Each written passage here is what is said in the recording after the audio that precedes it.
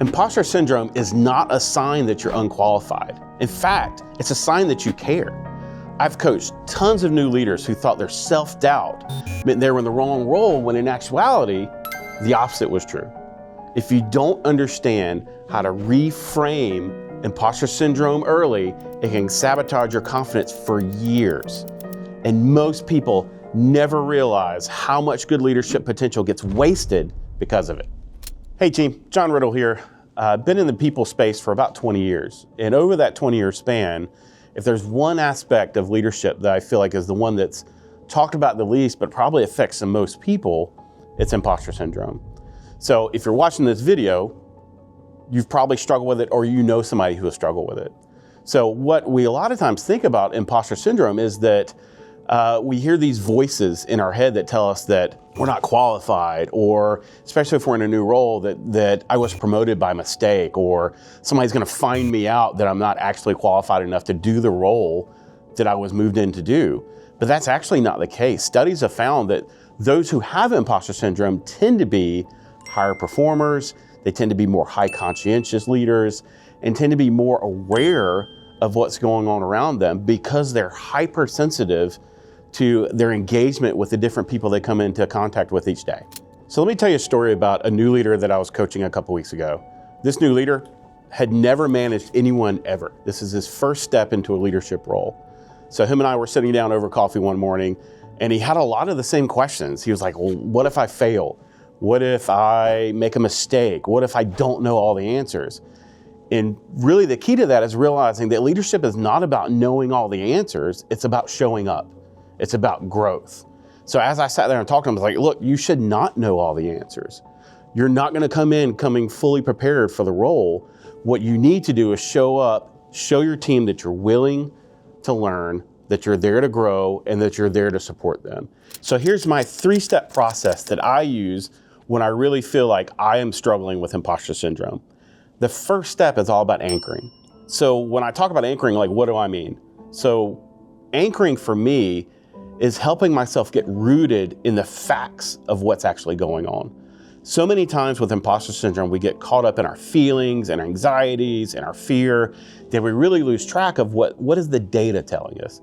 So what the data is telling us is that somebody trusts us, recognizes our ability, and fully is allowing us to step into this leadership role. You're not stepping into this leadership role by chance. Somebody chose you to do this. So that information and that historical data should anchor you in that. The next step is shifting. So when I talk about shifting, going from something to something. So one shift is going from the thought process that I need to know something to the shift that I need to learn something. So that takes a lot of pressure off of our shoulders when we realize that I don't have to come in having all the answers, that I can, because I'm capable, because I've got this great brain on my shoulders, I have the ability to learn. And so many times we feel like as leaders, like we just need to show up and come out the box ready to be able to be these amazing leaders. Leadership is a process, and that's where that focus needs to change. So the other shift is one that's more core to kind of our emotions. We shift from anxiety to excitement. So what does that look like? So I had a speaking engagement about 2 weeks ago.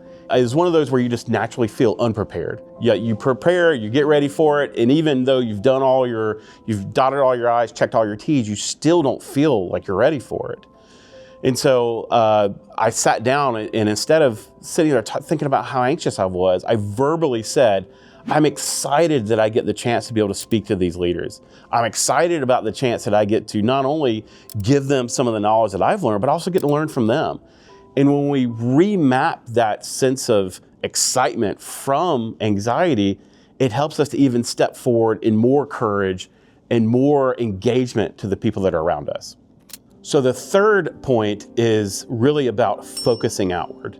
So what do I mean by that? So many leaders, especially new leaders, when they feel out of sorts or they're out of their comfort zone, a lot of times they'll kind of retreat inward and be very self-focused.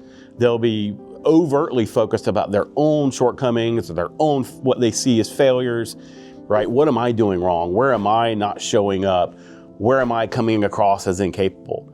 Where in reality, one of the great ways to get over imposter syndrome is to focus outward, right? So focusing outward is all about what's going on around you. Where can you learn? Where can you soak up like a sponge information or training or skill sets to help you be a better leader?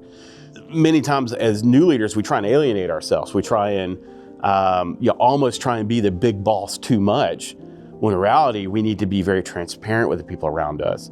How many of you guys in your early careers or even in your careers right now can remember a leader that was very transparent to the point where you learn from them instead of feeling this kind of fear or intimidation? Like, that's not a good leader. A good leader is open and honest with you. They help you be a better leader, and they do that through not only giving you these great nuggets of wisdom and stuff like that, but they also are transparent about the ways that they failed. One of the companies I support, one of their mantras is get comfortable being uncomfortable. And when I talk to their leaders and we do trainings, I kind of make these jokes about when you're working for this company, it's like all of us are kind of lined up on the edge of this cliff and our toes are kind of hanging over.